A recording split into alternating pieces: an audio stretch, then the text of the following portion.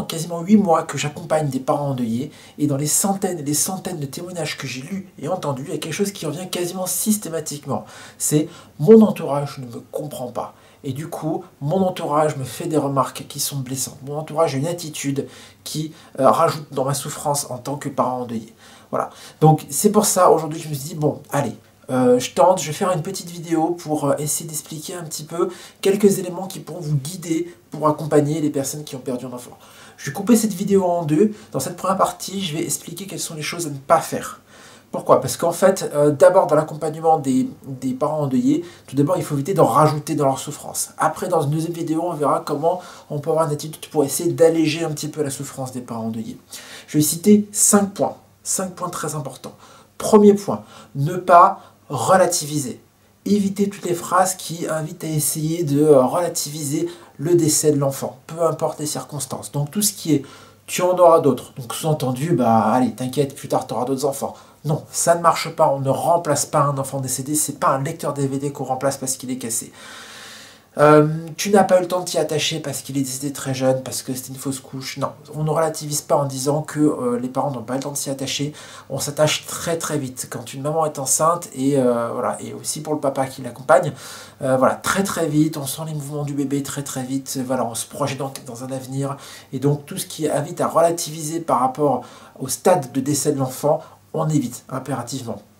Et toute la philosophie un peu naturaliste, c'est mieux ainsi, parce que voilà, si la nature en a fait ainsi, c'est parce qu'il y avait probablement quelque chose. Non, ça c'est les fausses excuses pour essayer de minimiser la souffrance des parents endeuillés, mais les parents endeuillés souffrent malgré tout. Des fois, ils n'ont peut-être pas l'explication de pourquoi, peut-être ils se font leur propre raison, et c'est pas en apportant une espèce de raison artificielle où on sous-entend que c'est mieux ainsi que ça va aller mieux pour eux. Donc on ne relativise pas, ça c'est très important, c'est le premier point. Deuxième point, on ne compare pas les souffrances, ne jamais comparer les souffrances, ne jamais dire non mais toi te plains pas parce que moi je connais Machine, son enfant est mort, il avait 4 ans. Ah, tu te rends compte, un enfant mort à 4 ans c'est bien pire que pour toi où l'enfant est mort tout jeune ou dans ton ventre.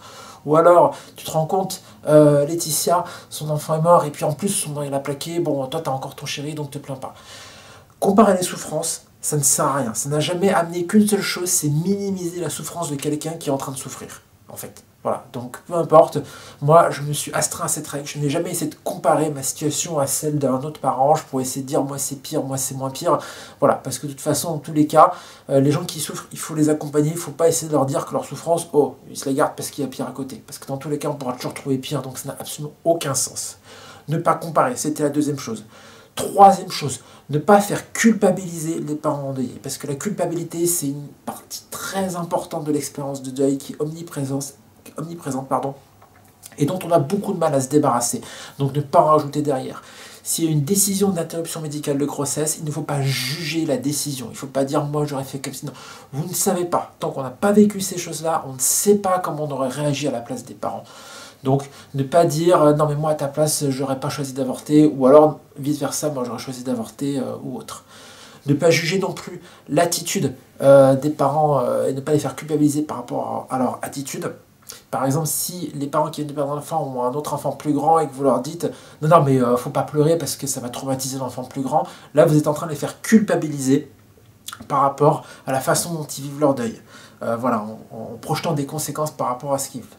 Ils sont mieux placés que vous pour savoir comment ils doivent vivre leur deuil, et en rajouter dans la culpabilité, ça va juste les pousser à se refermer dans leur coquille et à accentuer leur douleur, encore plus. Donc on ne fait pas culpabiliser les parents endeuillés. Quatrième point, on ne juge pas l'état du deuil et la façon dont les gens vivent le deuil. Voilà. Ne jamais dire « Oh, mais maintenant, ça fait tant de temps, tu devrais être passé à autre chose. Là, ça fait 2 ans, maintenant, tu devrais passer à autre chose. » La temporalité du deuil, c'est quelque chose qui est très mal compris à l'heure actuelle dans la société, et beaucoup de gens se méprennent sur la durée réelle d'un deuil. Malheureusement, le deuil, ça dure très longtemps.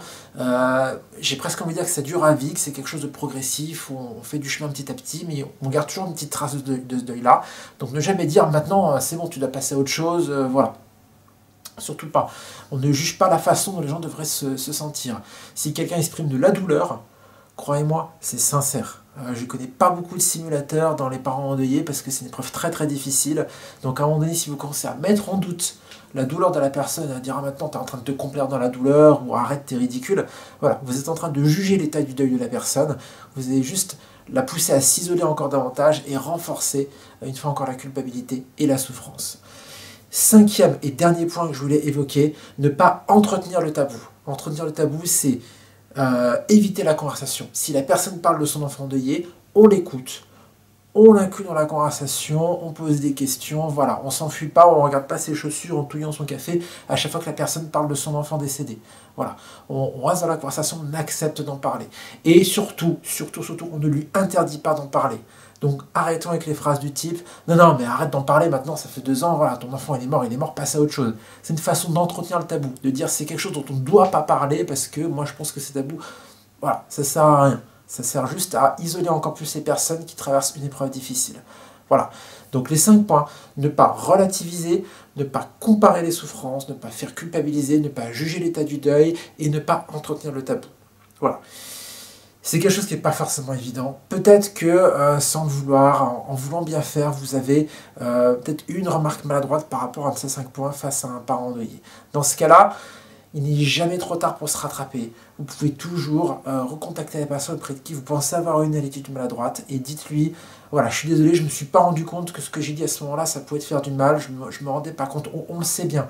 On sait bien que c'est très très dur de se projeter dans la situation d'un parent endeuillé et que bien évidemment, c'est quelque chose, tant qu'on ne l'a pas vécu, on ne se rend pas compte ce que c'est de le vivre. Donc voilà, moi, franchement, si toutes les personnes qui ont des maladresses à mon égard venaient auprès de moi et me dire, bah, je suis désolé, voilà, franchement, j'accepterais ces excuses et sans problème, parce que, voilà, c'est vraiment tout ce que j'attends, que les gens fassent un effort pour me comprendre dans ma douleur. Donc voilà, essayez d'en faire autant. J'espère que ces conseils vous parlent, j'espère qu'ils sont utiles, j'espère que vous les comprenez, que vous les acceptez, même si des fois c'est pas intuitif, des fois on a envie de dire « Ah, mais faut pas exagérer et tout », non, non. Voilà. Mais comme beaucoup d'épreuves, malheureusement, voilà, tant qu'on l'a pas traversé, ben, on s'imagine tout un tas de choses, on a l'inconscient collectif, on a la culture populaire autour du deuil qui véhicule des idées bizarres, on a la façon dont le deuil est représenté dans les médias et autres qui est très erronée, je pense. Donc voilà, acceptez de prendre un peu de recul. Prenez ces conseils s'il vous plaît et si vous les appliquez, vous pouvez éviter beaucoup de souffrances inutiles parmi les parents endeuillés. Voilà. Bon courage, je vous retrouve dans la deuxième vidéo sur cette fois-ci comment alléger un petit peu, si tant est qu'on puisse le faire, la souffrance des parents endeuillés.